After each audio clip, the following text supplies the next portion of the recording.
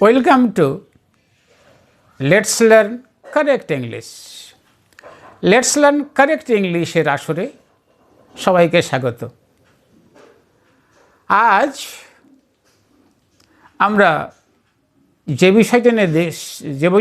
বিষয়টা নিয়ে আলোচনা করব সেইটা হলো এ মোর দেন, দুটো ওয়ার্ড, মোর দেন MORE দেন THAN, এই ফ্রেজটি নিয়ে আমরা মোর দ্যান এই ফ্রেজটি নিয়ে আলোচনা করব। এখন এই মোর দ্যান শব্দটা শুনেই তো অনেকের মাথাতে উঠেই গেল যে এটা তো কম্পেয়ার ডিগ্রির কথা। তা তো ঠিকই, অস্বীকার্য নেই কিছু, এখানে কম্পেয়ার ডিগ্রির ব্যাপার। কিন্তু আমরা কি দেখেছি যে মোর কথায় বসে ওই অ্যাডজেক্টিভ অ্যাডভার্বের আগে মোর বসে, আর তারপরে দ্বিতীয় দলটা যে তার আগে দেন বসে। যেমন ছেলেটি তার বন্ধু থেকে বেশি বুদ্ধিমান, the boy is more intelligent then his friend. তো দ্বিতীয় পক্ষ কে ছিল? তার বন্ধু ছিল, তার বন্ধুটা দানের পরে বসলো। কিন্তু আজ যে ব্যাপারটা নিয়ে আলোচনা করব, মোর দেন একসঙ্গে, মোর আর দেন নিজেদের সঙ্গ ছাড়বে না, মোর আর দেন পাশাপাশি বসবে। কি মনে পড়ে মোর দেন কোথাও পাশাপাশি বসেছে এমন কোনো বাক্য? যারা এই মোর দেনের এইরকম ব্যবহার জানেন তারা এই ভিডিওটাকে স্কিপ করতে পারেন, আর যারা জানেন না তারা সাথে থাকুন, আমার সঙ্গে সঙ্গে আপনারাও শিখুন, ভাবুন, দেখা যাক কীভাবে এই মোর দ্যান ফ্রেজটি ব্যবহৃত হয়। তো আজকে আমরা এই মোর দ্যান প্লাস ভার্ব, অর্থাৎ মোর দ্যানের পরে ভার্বের প্রেজেন্ট ফর্ম, পাস্ট ফর্ম বা পাস্ট পার্টিসিপল বসিয়ে তার বাক্য, তার মানে কীরকম হয় বা এরা বাক্যের মধ্যে কীভাবে ব্যবহৃত হয় সেটা নিয়ে আলোচনা করব। তো যেমন আমরা এই যে অ্যাডজেক্টিভের আগে মোরকে বসাই, অ্যাডভার্বের আগে মোরকে বসায়, ঠিক একই রকমভাবে ভার্বের আগে, ভার্বের প্রেজেন্ট ফর্মের আগে, পাস্ট ফর্মের আগে বা পাস্ট পার্টিসিপল ফর্মের আগে কি বসে যাবে? মোর দেন একসঙ্গেই বসে যাবে। আবার বলি, মোর দেনটা কোথায় বসবে? ভার্বের প্রেজেন্ট ফর্ম, পাস্ট ফর্ম বা পাস্ট পার্টিসিপল ফর্মের আগেই মোর দেন অতিরিক্ত রূপে যুক্ত হয়ে যাবে। যেমন একটা বাক্য যেমন ধরে নেওয়া যাক যে এই মেডিসিনটা, এই ওষুধটা অসুখটাকে ভালো করে, তো this medicine cures the disease, বাক্যটা হয়ে গেল। এইবার এখানে ভার্বের কোন ফর্ম আছে? প্রেজেন্ট ফর্ম আছে। কোনটা? কিওরস। এই কিওরসের আগে মোর দ্যানকে বসিয়ে দিলাম, বাক্যটা দাঁড়ালো কোনটা? খুব সোজা, this medicine more than cures the disease. তাহলে the medicine more than cures the disease. শুধু কি হলো?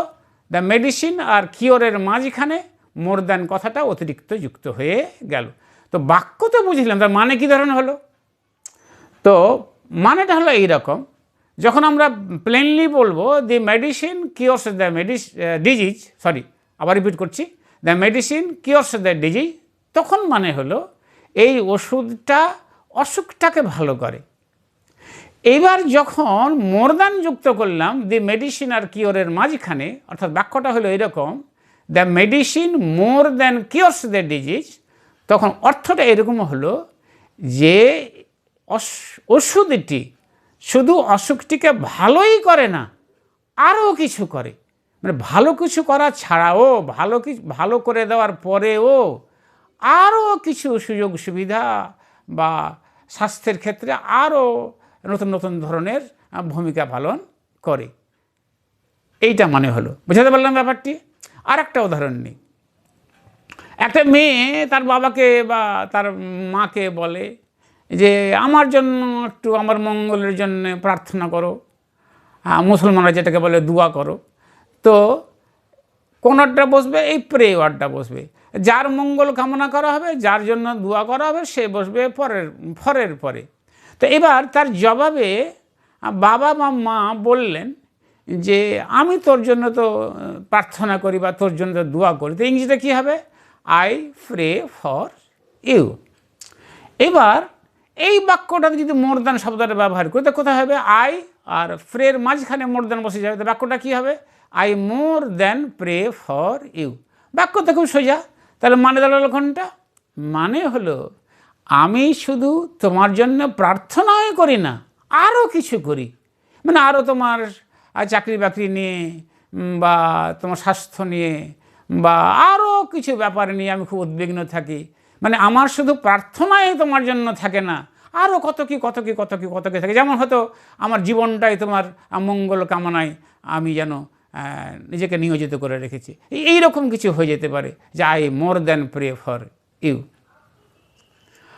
আরও একটা উদাহরণ নেওয়া যাক। একটা লোক প্রতিবন্ধী, দৃষ্টিহীন প্রতিবন্ধী, দেখতে টেকতে পায় না।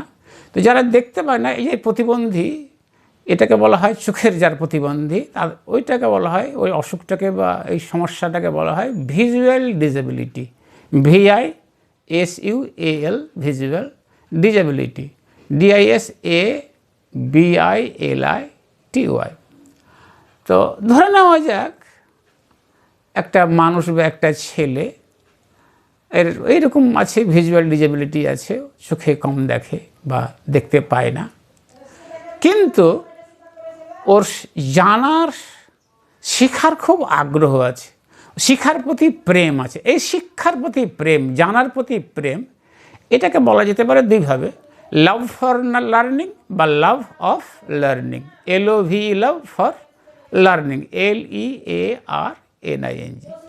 তো এবার ধরে নেওয়া যাক যুক্তির খাতিরে যে লোকটা দেখতে না পাওয়ার পরেও বা ছেলেটি দেখতে না পাওয়ার পরেও পড়াশোনায় বা আর কিছু দিয়ে এতটা অগ্রগতি করতে পেরেছে যে মানুষ বলে যে ও অন্ধ হলে কি হবে, ও চোখলাদের কান কাটে বা নাক কাটে। অনেকে বলে তো তার জানার আগ্রহটার কারণেই কী করেছে, সে তার দৃষ্টির পঙ্গুত্ব বা অভাবটাকে কাটিয়ে ওঠে আরও অনেক কিছু করতে পেরেছে। এই বাক্যটা যদি ইংরেজিতে বলি, তো এই যে ক্ষতিপূরণ করা, একটা অভাব আছে, সে অভাবটাকে কাটিয়ে ওঠা, এই অভাবটাকে কাটিয়ে ওঠা ইংরেজি হলো কম্পেনসেট, COMPENSATE। আর যেটাকে কাটিয়ে উঠতে পারবে, যে নেগেটিভ দিকটাকে ও কাটিয়ে উঠতে পারবে, সেটা বসবে ফরের পর। তাহলে ওই যে সাবজেক্ট ভার্ব, কর্তা ভার্ব অবজেক্ট, এই প্যাটার্নে যদি বাক্যটা তৈরি করা হয়, বাক্যটা কী হবে তাহলে, যে his love for learning compensates for his visual disability. ওই আগের সঙ্গে ফেললাম আবার, তাহলে তো হিজ লাভ ফর লার্নিং আর কম্পেনসেটস, এর মাঝখানে মোর দেন বসিয়ে দিলাম, তার বাক্যটা কী হলো, his love for learning more than compensates for his visual disability. আচ্ছা, এটাই যদি ভয়েস চেঞ্জ করি, তাহলে অবজেক্ট কোনটা হয়ে গেল, হিজ ভিজুয়াল ডিসেবিলিটি আগে চলে এলো, তাহলে his visual disability is more than compensated, passive voice, for থেকে গেল পাশে। এইবার কার দ্বারা, কর্তাটা কে ছিল, হিজ লাভ ফর লার্নিং, ওটা বাইশে বসে যাবে, তাহলে by his love for learning. তাহলে ফাইনালি ভয়েস চেঞ্জটা কী হলো, his visual disability is more than compensated for by his love for learning. আর একটা বাক্য নেওয়া যাক, যে কেউ একটা প্ল্যান করেছে, প্ল্যানের দুটো দিকই আছে, পরিকল্পনাটার দুটো দিক আছে, সুবিধাও আছে। তো সুবিধা ইংরেজি হলো অ্যাডভান্টেজেস, বহু বছর যদি করি, তাহলে ADVANTAGES, অ্যাডভান্টেজেস, এটা মানে সুবিধা। আচ্ছা, যার সুবিধা সেটা অফের পর বসে, তাহলে অফ হবে। তাহলে পরিকল্পনাটির সুবিধা ইংরেজি কী হলো, the advantages of the plan হয়ে গেল। আচ্ছা, এইবার যেটা কথাটা বলছিলাম, যে এদের সুবিধা আছে, দেখা গেল এর কিছু অসুবিধাও আছে এই পরিকল্পনাটার। তো অসুবিধাটা ইংরেজি হয়ে কী হলো, যে ডিফিকাল্টিজ, DIFFICULTIS, ডিফিকাল্টিজ। তো এই ডিফিকাল্টিজ, এই অসুবিধাগুলো কার সঙ্গে জড়িয়ে আছে, এই প্ল্যানটার সঙ্গে জড়িয়ে আছে। তো এই জড়িয়ে আছে কথা যদি যোগ করি, তাহলে difficulties associated with the plan, এটা বলবো যে প্ল্যানটার সঙ্গে জড়িয়ে থাকা অসুবিধাগুলি। এবার প্ল্যানটা যদি আমি আগে একবার বলে দেবো বলে যদি ওর বদলে প্রোনাউন বসায় তাহলে ওই প্ল্যানের জায়গাতে ইটও বসাতে পারি, অর্থাৎ এটাও বলতে পারি the difficulties associated with it. এইবার বলা হচ্ছে যে প্ল্যানটার অসুবিধা আছে ঠিকই, তো অসুবিধার তুলনায় মানে এর সঙ্গে জড়িত অসুবিধার তুলনায় প্ল্যানটির সুবিধাগুলো অনেক অনেক অনেক গুণে বেশি। অর্থাৎ এর যে অসুবিধাগুলো আছে তার অসুবিধার জনিত যে সমস্যার সৃষ্টি হয় সেই সমস্যাগুলোকে পূরণ করে এই প্ল্যানটার সুবিধাগুলো আরও অনেক অনেক কিছু দেয়। অর্থাৎ এই অসুবিধাগুলো আছে, অসুবিধা তো আছেই, ওর থেকে সুবিধাগুলো অনেক অনেক গুণে বেশি, এমন পরিমাণে বেশি যে অসুবিধাগুলোকে আর গুরুত্ব দিতে ইচ্ছা করে না, নগণ্য বলে মনে করতে ইচ্ছে করে। তাহলে এই পরিস্থিতিতে ইংরেজিটা কী হবে? তো ইংরেজিটা হবে এই রকম যে the advantages of the plan more than compensate for the difficulties associated with it. আবার বলি, the advantages of the plan more than পর থেকে যোগ করলাম compensate for the difficulties associated with it। যদি প্যাসিভ ভয়েস করি তো এরকমই হবে, the difficulties associated with the plan. এবার কিন্তু প্ল্যানটা আগে হয়ে যাবে, কারণ আগে মূল নাউনটা বসবে, পরে প্রোনাউনটা হবে। The difficulties associated with the plan are more than compensated for by the advantages of the plan. যাই হোক, অনেক কিছু আলোচনা করলাম মোর দ্যানকে নিয়ে। আশা করছি ব্যাপারটা বুঝতে পারা গিয়েছে। বুঝতে না পারলে কমেন্ট বক্সে